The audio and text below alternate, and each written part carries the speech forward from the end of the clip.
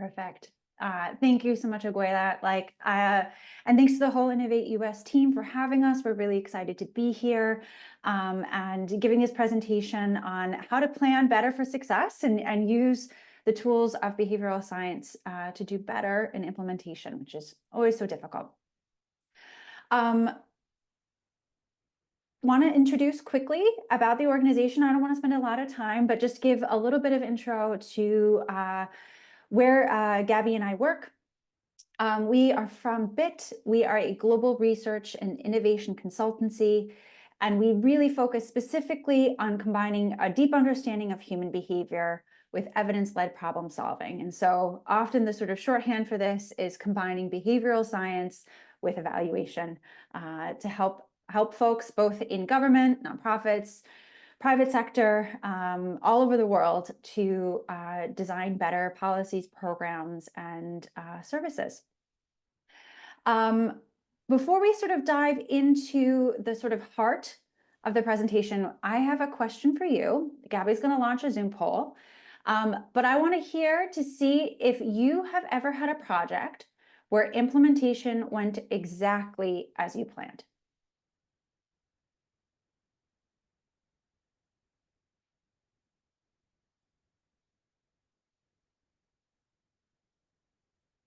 We're getting up there. A few more of you, like 72% participation. Let's see if we can get up to like 90.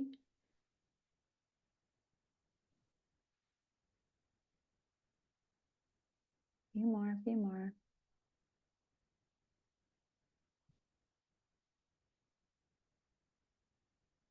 All right, Gabby, you want to call it? All right. So I want to talk to the four of you who answered yes and what you did right. Maybe you should be giving this presentation. I and Gabby are definitely not in that camp, even as behavioral scientists. I think overwhelming the experience is this sort of no. So I hope everybody feels like they are in good company, but we have some experts here that we need to tap into. So good for you.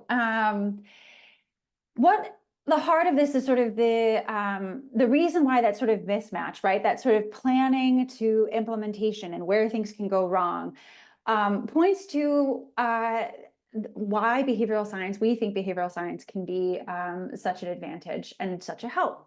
And that's because implementation, I want to sort of hypothesize or say out to all of you, I want to declare that implementation is a behavioral challenge. So, you know, this means that we want people to act aligned with the behavior or the plan we've outlined. Most of the time, we are asking people to do something different than they've done before, right? When you're implementing something new, it means it's not business as usual. And that means that you're asking them to change their behavior. And what that means is that you basically have a behavioral science project nested within your original project. So surprise, there's layers. These nesting doll situations. You have another level of a sort of challenge to tackle beyond the sort of policy one or social impact one that you were trying to tackle in the first place. I hope that's not overwhelming because there are behavioral science tools that can help. In particular, I don't know if folks can put in the chat. I don't know if folks on the call are familiar with this COM-B model, but at the Behavioral Insights team, we use this a lot because it's just so helpful and it gives us sort of overarching framework to think about the different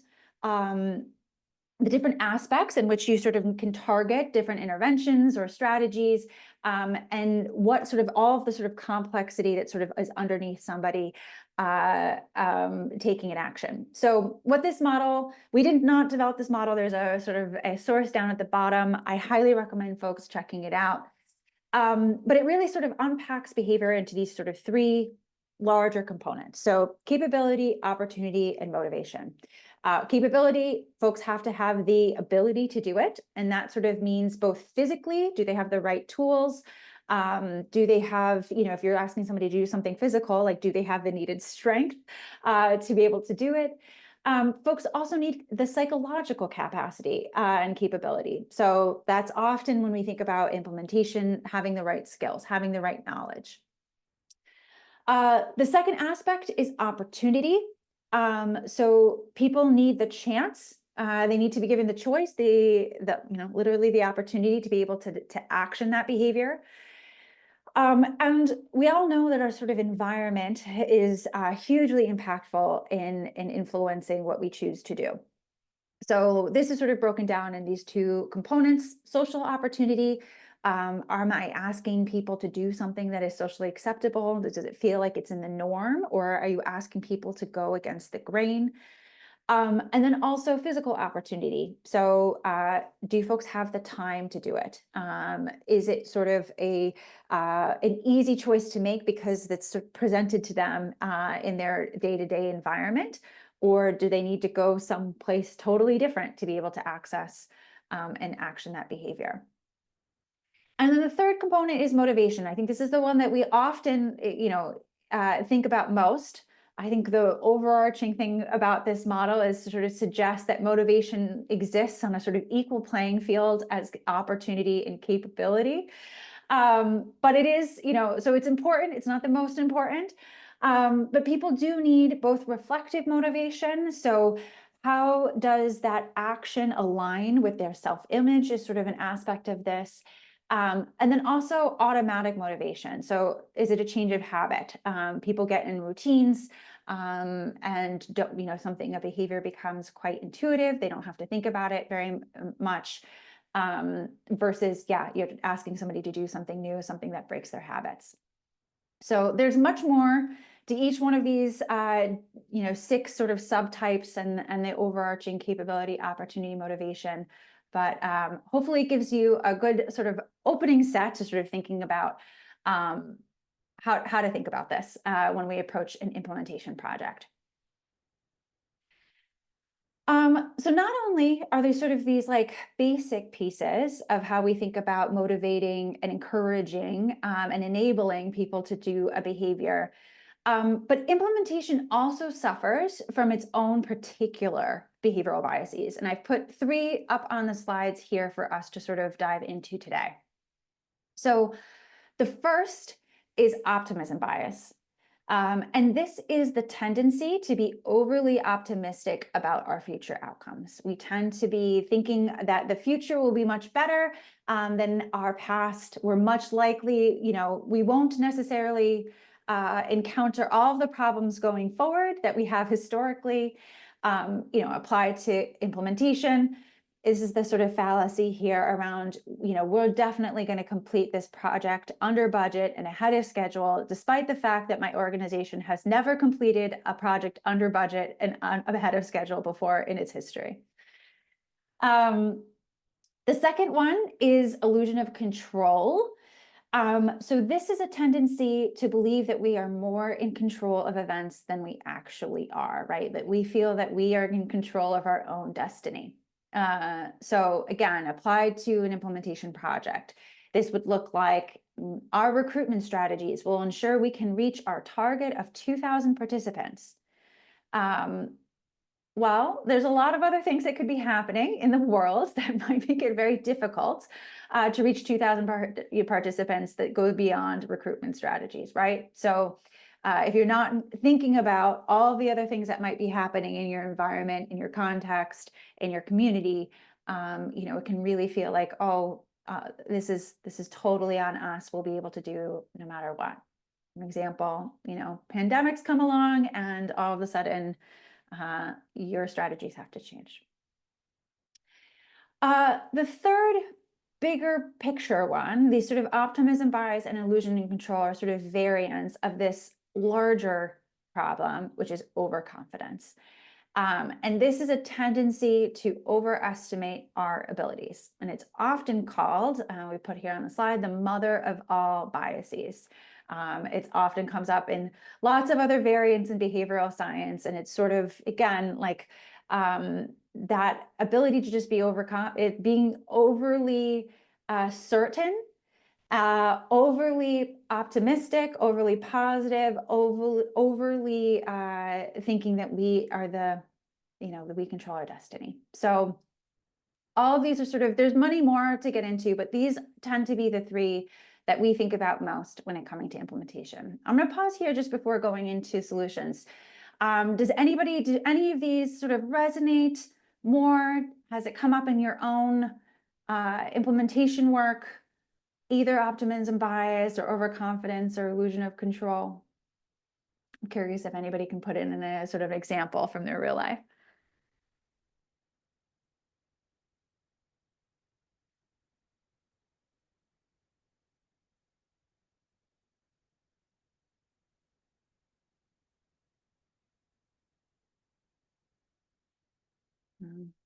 Folks being shy, that's okay. Yeah. I'll say personally for myself, I earned my PhD. Normally, I think that everybody sets out a guidance in my program that you get your PhD in 4 to 5 years. It definitely took me 9. So those are specific things, right? We're having sort of optimism bias and a little bit of overconfidence, can get in the way. Things take longer than you think. Yeah, exactly, Margarita, for sure. I think this is so interesting. The sort of over optimism bias, Jasmine, that's such a good one. People who are implementing projects, you are motivated. If you didn't think that this would work, you wouldn't be doing it, right? And so in order to be motivated to do something really hard, really difficult, really big, sometimes a little bit of that optimism bias, that's what's getting things out the door. So these are definitely things that there's a reason they exist in the human psychology. They're often very adaptive. They help us do new, interesting, bold things, but they can limit us when it comes to implementing projects and certainly don't help us make better plans. Okay, so reflecting on these things specifically, I hope that I've convinced you that there's a sort of behavioral science angle to thinking about implementation. Maybe potentially giving you a little bit of reason to caution about when we're sort of approaching an implementation project, what we need to think about. I don't want to lose, like, most of this presentation is now going to be on ideas for solutions. So we don't want to say there's a problem without giving you, hopefully, some strategies. So I'm going to go through these relatively quickly, and then we spend most of the presentation doing a little bit of a deep dive on this first one. I'm curious again in the chat, has anybody heard of pre-mortems? This comes often sort of inspired from medical industry, where people have to do a post-mortem on an operation. How did something go? You're often trying to do post. Oh, that's great, Kit. So the post-mortem is after the fact. You're sort of diagnosing and trying to unpack what went wrong. Pre-mortems is how to do that in the opposite direction. Do it before something has happened. And this really is directly targeted at trying to get at that overconfidence problem. So for folks who don't do pre-mortems, haven't done it before, basically you put yourself and your team in an imaginative state, and you say, implementation has greatly failed, things have gone off the rails, and everybody is tasked with sort of brainstorming as many reasons for the potential failure as possible. It's good to do these sort of, often there's plenty of templates out there for folks if you want to Google. It's really simple, low cost to do. Really, you just need a few people, a document. Hopefully, ideally, you can do it in person with some Post-it notes because it's more fun that way. And you can sort of let loose.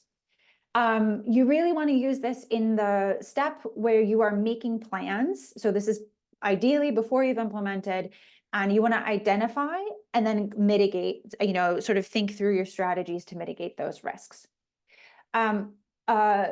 thing from the field is that you want to try and make your descriptions as vivid as possible. So I really like our boss, Michael Hallsworth at BIT. He does these incredibly dramatic scenarios. And so you really, anybody, fiction writers, anybody like that, really pull them in to help you you brainstorm and make it really, really feel as real as possible. Okay, the second one, red teams. This one is like used less often often in sort of public contexts, but people who might be working in information security or IT may be more familiar with the sort of red team concept. And basically what you're doing here is you task somebody with acting as an adversary. So again, you can sort of imagine in a cybersecurity situation, a red team is somebody who is sort of tasked with sort of trying to break the defenses. The way that it's a little intense, often can be very cost prohibitive in certain scenarios. The way to make this sort of operational for everyday implementation context is you get somebody from outside the project team to, again, take a fresh pair of eyes and sort of poke holes in all of your sort of plans, your services, etc. It's particularly useful for testing products or services, right? Where you have something that somebody can like try and use and often try and break. I think the sort of implementation note here is that you really want red team members to be seen as group insiders. So even if they're not part of your project team, ideally they're a group of people that are trusted and respected.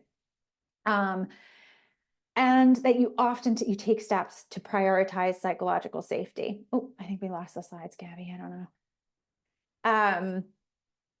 Perfect. The reason for this is red teams can feel, you want to make sure that the project team doesn't feel attacked and doesn't feel defensive. And so both the sort of making a sort of the person who's doing the red team, that they know that they're on their side in general, and that, you're basically sharing some of that feedback in a really psychologically safe environment can help mitigate this. Yeah, devil's advocate, exactly. I don't know if people do have to put proposals together. Often, like you can sort of think about red teams will go through and sort of mark up a proposal, taking the view of the funder or something like that to see where there's weaknesses.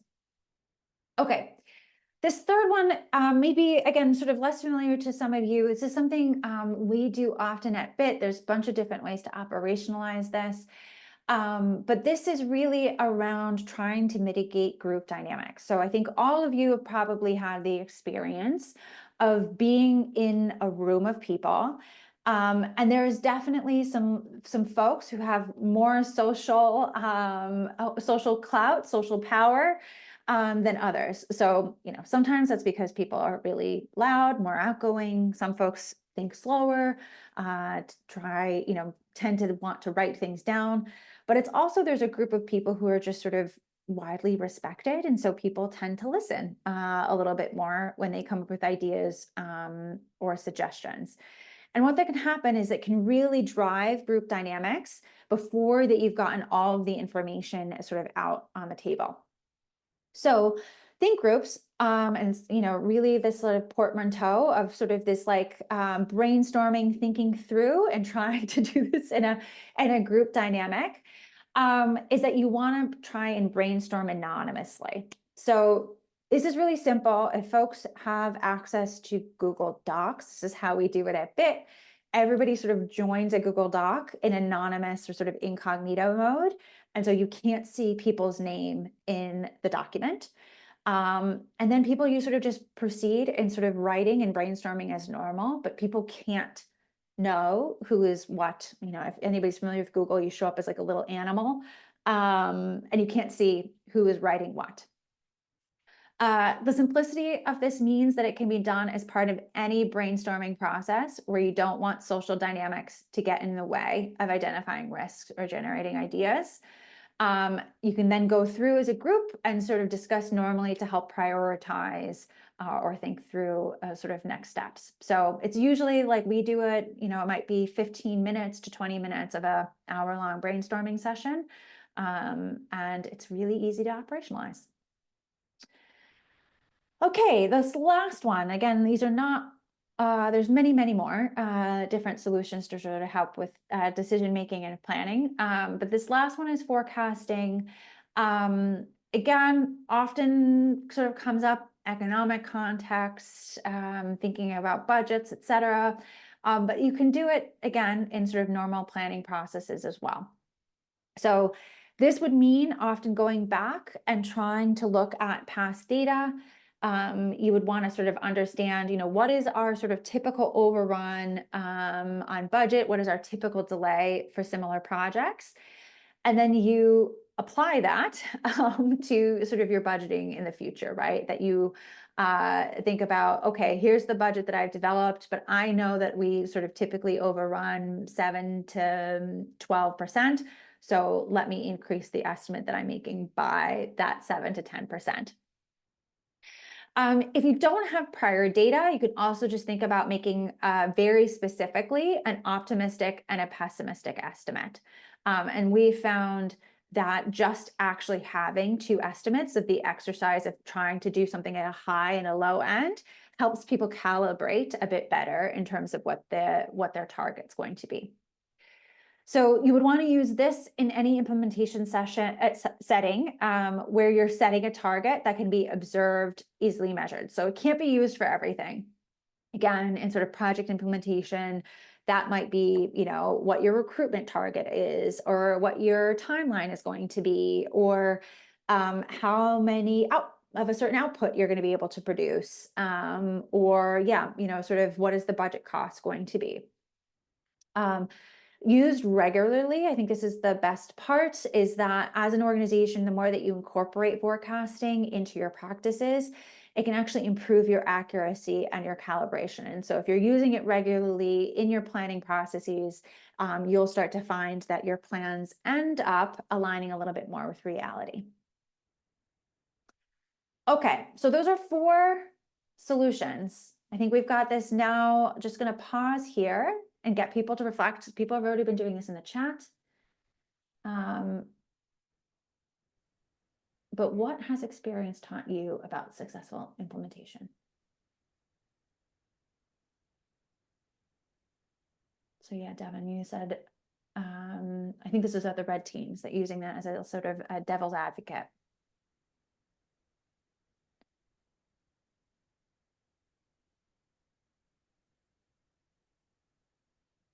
Yeah, finding the right partners for sure.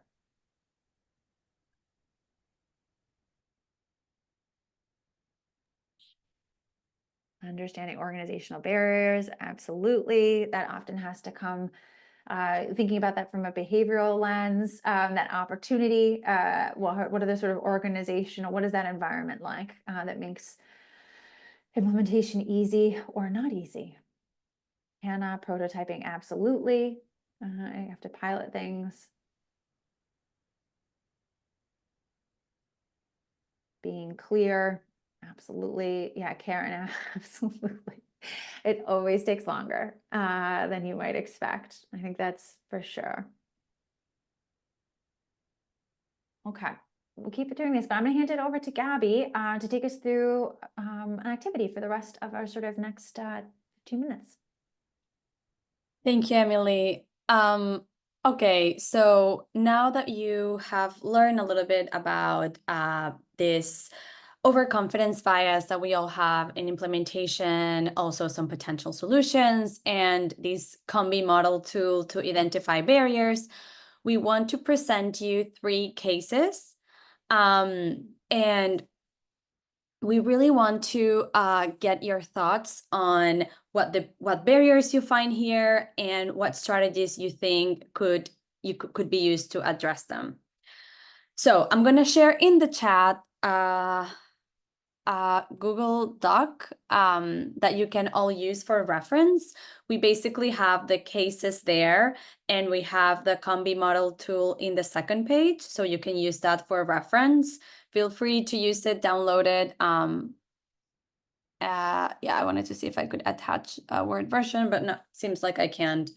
So, okay, like I said, we're going to walk you through 3 different cases, and we want to have this interactive session again in the chat. So for this first case, this is talking about an implementation of a new digital records management system. Basically, a hospital in this case has decided that they want to transition from paper-based to digital records to basically improve efficiency, accessibility, and data security. So this new system aims to digitize all hospital records, including those related to patients, and to implement a centralized database for easy access and retrieval. So again, this hospital has been doing things in a certain way, right? Using paper in the past for their records, and now they want to transition to this new format.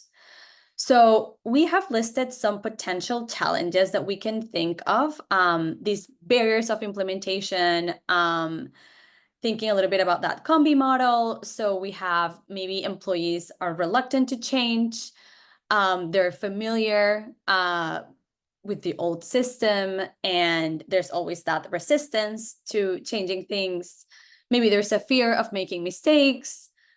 So now we want to ask you any other potential challenges that you can think of. Again, feel free to use that combi model sheet that we share with you to kind of like identify barriers, or yeah, you can start putting them in the chat. Anything else that you think can get in the way of implementing this system? Not understanding the new system or thinking it's too difficult. Definitely there's potentially a perceived effort that gets in the way. Patients' access to digital devices, patients' ability to manage login information. Exactly, the barriers may not be only for one group, may not be for the employees only. Barriers can come from different stakeholders, and patients can be one of them. Job security for certain roles. Exactly, that's a really good one. Fear of losing your job, losing certain positions, technology glitches, thinking it will take longer than writing on paper. That's so true. Implicit requirement like the ability to handle multi-language characters. Yes, fear of tech. That's a very real one. My dad, until recently, kept going to the bank every time he wanted to do a transfer until I taught him how to do that electronically. Incompatible systems. Okay, so we have lots of barriers we can think of. You probably didn't even need the combi model sheet. But now, again, the whole purpose of the pre-mortem is that we assume that this effort to transition to this new system failed. We think about what could have possibly gone wrong, and I think you pointed out very valid hypotheses for what could have gone wrong. And then the idea here is that now we should think about strategies that we can use to address these barriers. So I can start since we didn't include the strategies in the slides. We were talking a little bit about the fear of tech, making errors, making mistakes, or maybe having a training for employees on how to use this new system, and making sure that, you know, those gaps are being closed could be a good way of doing it. Of course, it would need to be in a very like safe environment so that there's no fear of making mistakes. But okay, yeah. Anything else that you can think of to mitigate some of the strategies that you shared with us?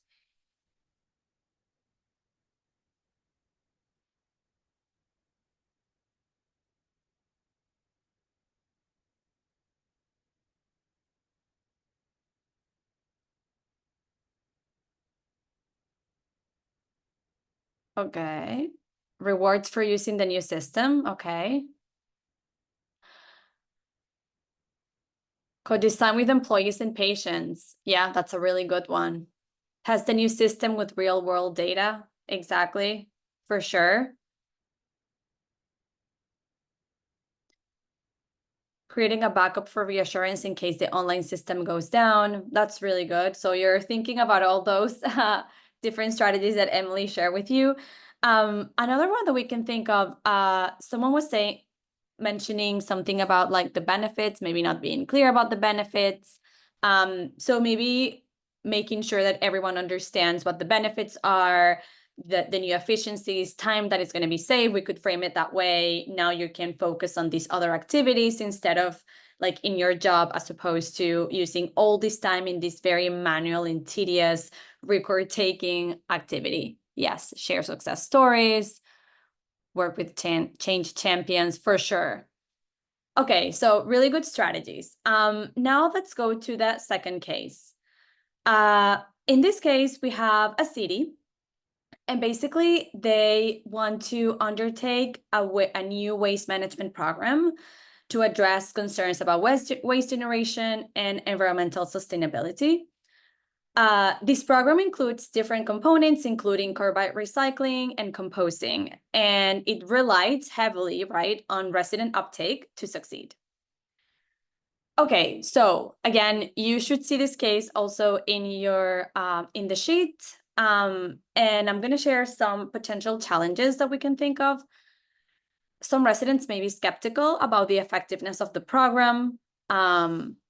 Maybe there's a lack of motivation to change their habits. Any other barriers that you can think of? Not easy to comply with for deployment, exactly. Maybe there are too many physical barriers, like Emily was saying.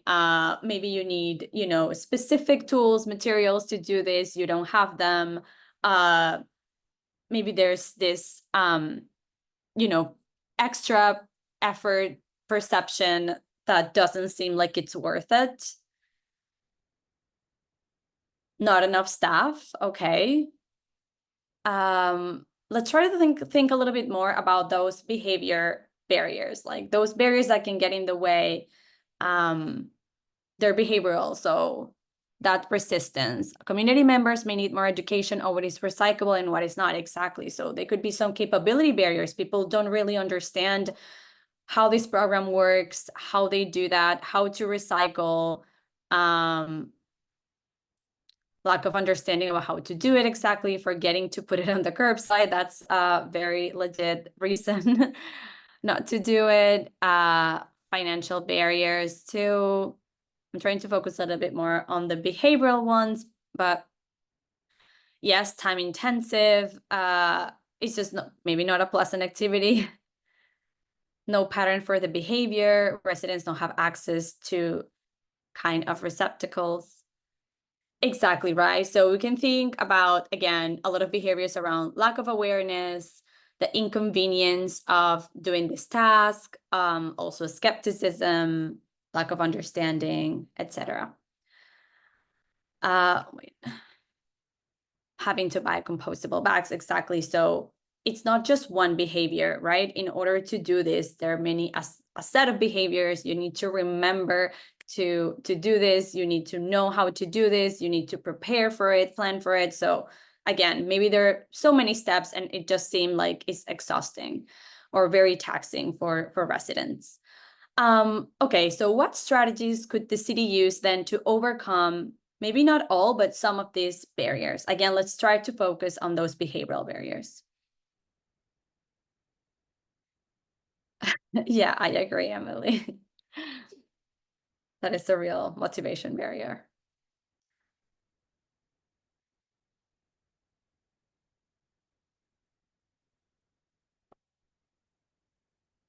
Neighborhood peer pressure. Utilities try this with energy use. That is great. Actually, at BIT, we love using social norms to incentivize behavior change. So if you know your neighbors are doing it and you're the only one not doing it, then definitely you're going to feel pushed to do this. Educational programs in places like schools. If my kids tell me to do it and help, we're more likely to try and do it. That's excellent. You're also going to learn how to do this. You're going to know that, more people in their community are involved. Rewards for top recyclers in the town. Yes, incentives are always useful in creating behavior change. So for sure, celebrity ads to create role models. Yeah, that's a good one, especially for younger people. Maybe we can have some TikTokers talking about the benefits of the program, campaigns to inform people on dates, what can be recycled and composed, and the dates for each neighborhood, maybe billboards, leaflets, etc. Right? Yeah, that's a really good one. So that way, you reduce the burden of having to remember this. You can inform people over and over and over again so that it becomes almost like, second memory to them.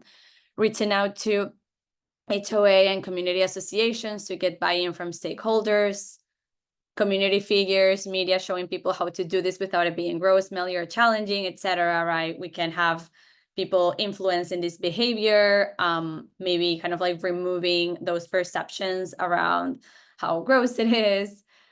Create a town celebration to be incentive to an existing community event. Yeah, we can do something fun to incentivize the behavior. Free compost bags at libraries of community centers. That's a really good one. So we remove that physical barrier. Free compostable bags. Okay, a lot of solutions. Really good. Yes, composting kits. Yeah, that's really good. Okay. So again, as you can see, we have, different stakeholders here. This program in particular relies heavily on residents actually doing it. But if we don't think in advance about these barriers, then our program may not be successful. So we start to think how we try to put ourselves in the shoes of the people whose behavior we want to change. We start to think about this program basically not being successful, not going as it was supposed to, and we start to think about those scenarios or things that could have happened. So really good. Now we're going to our third and last case. This is an implementation of a district-wide education initiative. So for this project, a school district is launching an education initiative to improve student learning outcomes. They want to integrate technologies such as artificial intelligence platforms, smart tablets, and adaptive assessment tools to boost learning among students. Again, these technologies are supposedly aimed to help educators personalize instruction and support them. They can track student progress in real time and identify areas for targeted support. Now, as a teacher who's been doing things in a certain way, maybe we can think about some potential challenges. So the ones that we have here to the right in our slide, teachers have varying levels of experience with these tools. Maybe we have some teachers who know how to use technology. Some other teachers may not even know what AI is. I mean, hopefully they do, but maybe they don't. There may be concerns around the increased workload and reliance on technology. We have all this new data that is being collected. What does that mean, etc.? So it could be a little bit perceived as very overwhelming. So any other barriers that you can think of? Again, you can take some time. Okay, I can open the link right now because I'm sharing the slides, but I'm definitely gonna check that one out.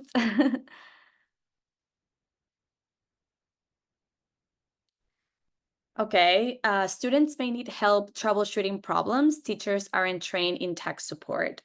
Yeah, that's really good. So as these tools are being deployed, some issues may come up and teachers may not be equipped to solve those issues. So there may be some resistance. Maybe they don't want to be in that position of not knowing how to address those issues. Parents may be freaked out. The tech is teaching their kids, not the teachers. Yeah, so we can bring in, other stakeholders. Maybe the barriers are not coming only from teachers, but parents. It's a new tool, it's a new thing, a lot of narratives around it. So they may just reject that idea. Poor technology, again, especially programming, exactly. So it takes time, right, to get used to a new tool. People may not know how to use it. Too many new initiatives, teachers don't know what to focus on. That's a really good one. It's, they're being overloaded with information, with all these changes on top of all the activities that they have to do.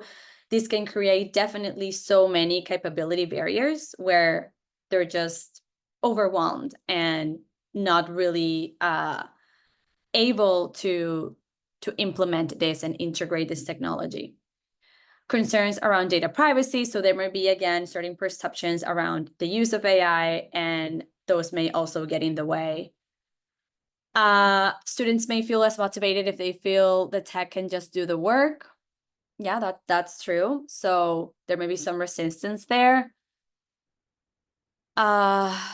Skepticism, yes, around the AI tools. Maybe they just don't believe that they are replaceable and that their ways of teaching kids are something popped up. Yeah, maybe they don't think that maybe they think that their ways of teaching kids are way better at achieving these outcomes than this new AI technology. Students may misuse the technology, worry about data privacy. Okay.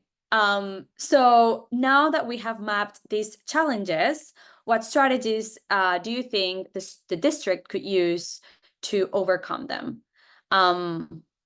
Because we know that resistance is gonna be an issue. So what do you think?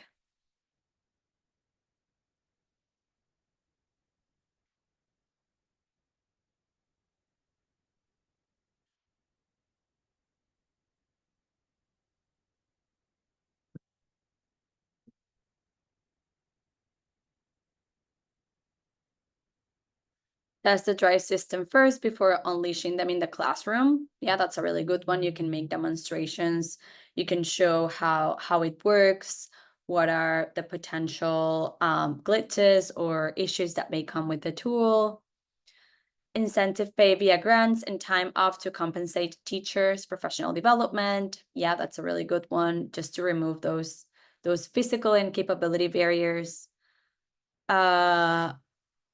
Let me see, framing the benefits to the teachers using case studies from other schools show the time they will save. Exactly, we can tap again into those social norms, telling them that other schools, other teachers are doing this, also showing them the benefits, demonstrating what the gains are, so that some of these concerns are removed. Don't launch the initiative. Allow input from the users. Yeah, that's a really good one. Always having these co-creation sessions and making sure that all these concerns are being addressed a priori is definitely a really good strategy. Have clear policies drafted and mechanisms to enforce it, creating model lessons. Exactly. You can definitely have some training programs to close those gaps and basically try to balance that lack of understanding, founding programs to reward students, provide training for teachers to come up to speed with the new system. Okay, yeah, so these are all really fantastic solutions. Thank you so much for being so active in the chat. Yes, collaborate with teacher unions. That's a really good one as well. But yeah, thank you so much for sharing all your thoughts with us in the chat. Basically, what we want to get here with these 3 cases is that if we may get too excited, as you were saying, with this new project, with this new tool. At the end of the day, you want to sell this project, you want people to accept it, and maybe you may miss some of the behavioral barriers that can come up during the implementation. So the pre-mortem, thinking in advance about, what could have gone wrong, or what went wrong with implementation, can definitely help address all those concerns and all those barriers that some stakeholders may have.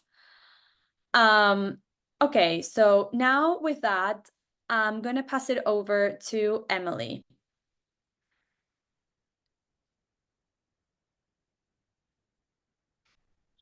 I'm going to be brief here so we can get into Q&A.